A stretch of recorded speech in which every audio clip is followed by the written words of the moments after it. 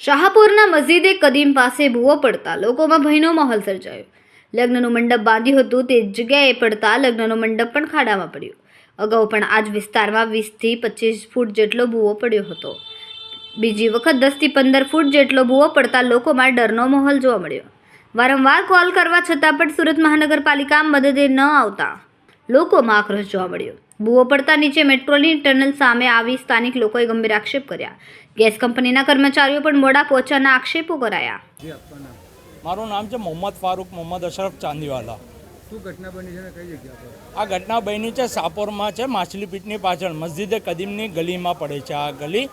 અને આ બનાવ બન્યો છે ને તો આ સડનલી આખું ખાડો મંડપ હતું અને સડનલી આખું નીચે પડી ગયું કામના લઈને. કેટલા વાગે ઘટના બની છે? આ બીજી વાર ઘટના બની.